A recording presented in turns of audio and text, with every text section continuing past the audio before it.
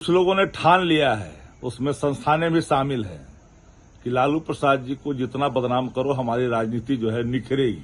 कुछ लोग तो कह रहे हैं कि 10 सितंबर में तहखाना बना हुआ है, अब डेट निर्धारित कर दीजिए, सरकारी आदेश निकलवाइए और मौजूदगी में तोड़वाइए और आपको लेना पड़ेगा, शपथ लेना पड़ेगा। अगर कुछ नहीं निकला तो आपको राजनीतिक जीवन से संन्यास और इस्तीफा भी करना पड़ेगा। जनादेश मिला है 202 का, आपको जैसे भी ले आया जनादेश आपने, मशीनरी मैनेजमेंट से लाए चाहे जिस खजाने खाली करके लाए आप सत्ता चलाइए ना।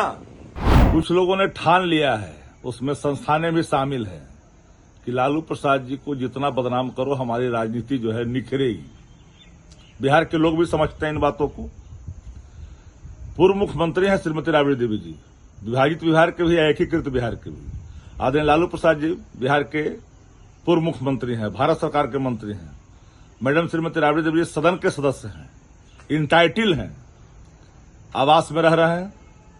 उसको लेकर करके हाय तौबा मचाई जा रही है। वह भी पूरे तौर पर एक खबरें बनाई जा रही है। मुझे हैरानी होती है। आदरणीय लालू प्रसाद जी, श्रीमती राबड़ी देवी जी किस भवन में जाएंगे, निजी में जाएंगे, सरकारी में जाएंगे, इसको लेकर के आपको चिंता क्यों हो रही है? उनका निजी फैसला होगा कहां जाएंगे वो।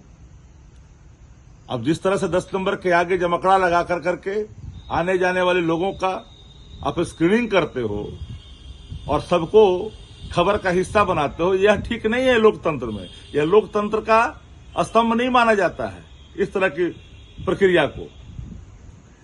अब जाते हैं गौशाला पहुंच जाते हैं, निजी आवास पहुंच जाते हैं, और दल के भी नेता है ना, और दल के भी लोग हैं। कई सरकारी आवास हैं जिसमें अनधिकृत तौर पर लोग अभी भी रह रहे हैं, बड़े बंगले हैं, उस पर चर्चा क्यों नहीं होती है?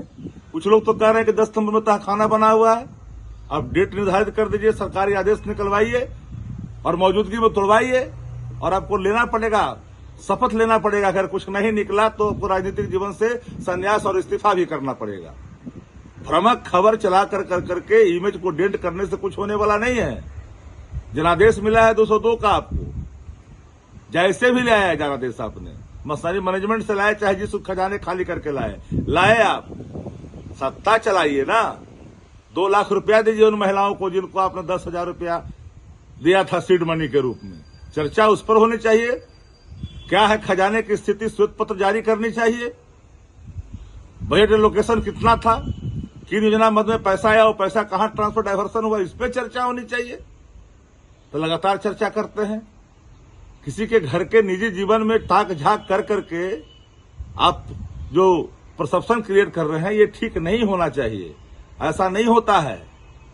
अब प्लांट पर चर्चा, अब कोई खरीद करके नर्सरी से प्लांट लाए, दालचीनी का, बादाम का, संतरा का, ताबूस को लेकर के भी खबर। क्या भवन निर्माण विभाग को पता नहीं है कि क्या चीज दिया है वहां और किन किन चीजों को वहां पर रखा है, कौन चीज पहले से था और क्या चीज बाद में हुआ? जानकारी है, सबको जानकारी है, उसके भी कागजात होते हैं। तो सामने आकर करके उस पर बात होना चाहिए। इस तरह के फर्जीवाड़े चीजों को परसेप्शन बनाना, यह लोकतांत्रिक तरीका नहीं हो सकता है। TheFollowUp.in. Like, share, and subscribe. www.thefollowup.in